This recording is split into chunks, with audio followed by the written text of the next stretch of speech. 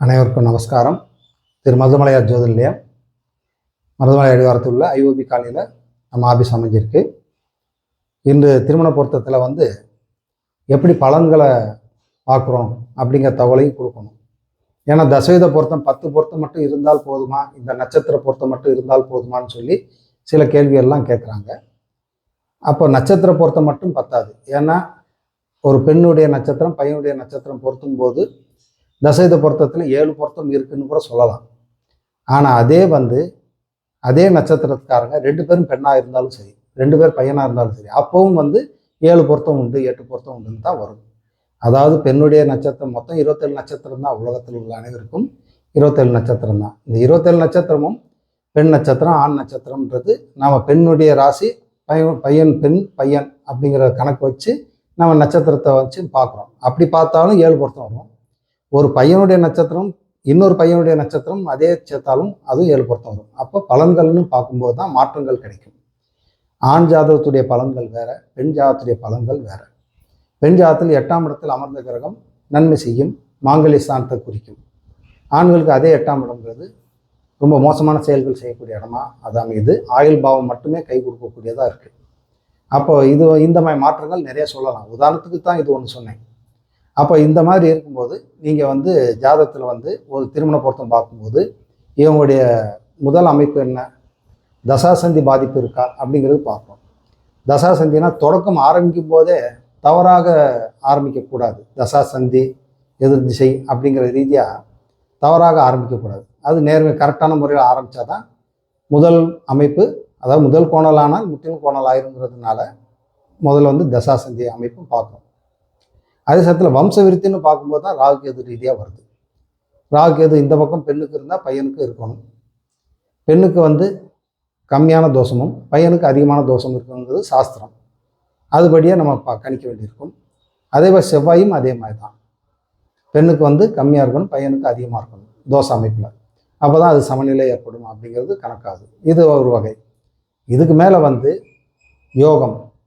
யோகம்னா என்ன? இப்போ அமிர்த யோகம் சித்த யோகம் சொல்கிறோம். அதே யோகம் மரண யோகத்தையும் மரண யோகமாக சொல்கிறோம். அப்போ மரணத்தை எப்படி யோகமாக சொல்கிறாங்க? அப்போ யோகம்ங்கிறது அள்ளி கொடுக்கக்கூடியதுன்னு மட்டுமே நம்ம எடுத்துக்கிறோம். அப்போ இந்த ஜாதகத்தில் என்னென்ன யோகம் இருக்குது, அந்த யோகங்களுடைய 33 வகையான யோகங்களை கவனிக்கணும். 33 வகை யோகங்கள் அதோடைய பலன்களோட அந்த பொருத்தம் பார்த்து நம்ம சொல்லணும். அந்த மாதிரி சொல்லும்போது அவங்களுக்கு திருப்தியான ஒரு பலன் கிடைக்கும், யோகத்துக்கான அர்த்தமும் கிடைக்கும்.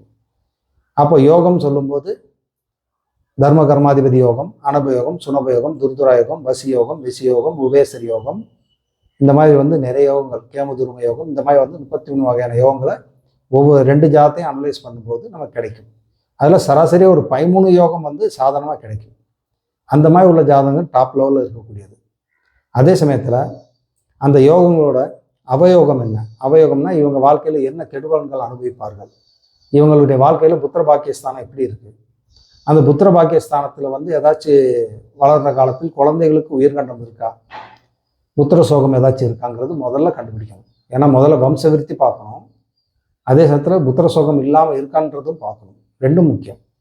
அது மேற்படி முன்னேற்றம், ஆயுள் ஆரோக்கியம், வசதி, பிற்கால வாழ்க்கை, அதே மாதிரி ஜாதத்துடைய கிரக அமைப்பில் பரிவர்த்தனை யோகம், நீசபங்க ராஜயோகம், அதே சமயத்தில் லக்னம் 2, 7, 8 எல்லாம் சுத்தமாக இருந்து மிக சிறப்பான சுபருடைய பார்வை பெற்று சிறப்பாக இருக்கும்போது அந்த ஜாதக திருமண பொருத்தம் மிக சிறப்பாக சேர்க்கலாம்.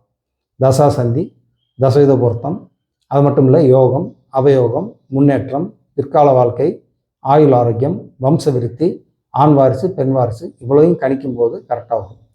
இந்த கணிப்பெல்லாம் இவ்வளோ கணிப்பும் ஒரு 25 வயசுக்கு உட்பட்ட ஆண் பெண்ணுக்கு மட்டும் பார்க்குறது ரொம்ப நல்லது. அதுக்கு மிகையாக பார்க்கும்போது என்ன ஆகுதுன்னா அந்த யோகம் கம்மியாக இருக்குன்னு தான் அர்த்தம். வயசு ஏற ஏற யோகத்துடைய வலு கம்மியாக தான் இருக்குது. நல்ல யோகம் தரக்கூடிய திசா புத்தி நல்லபடியாக இருக்காங்கிறதும் பலன் அறிஞ்சு அந்த திருமண பொருத்தத்துக்கு நம்ம சரியான முறையில் சொன்னோம்னா கண்டிப்பாக அவங்க வாழ்க்கை சிறப்பாக இருக்கும், முன்னேற்றம் நல்லா இருக்கும், ஆயுள் ஆரோக்கியம் நல்லாயிருக்கும்.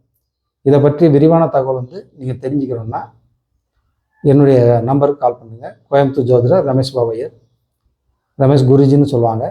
9842246742 இந்த நம்பருக்கு கால் பண்ணி நீங்கள் முதல்ல பதிவு பண்ணிக்கிறணும்.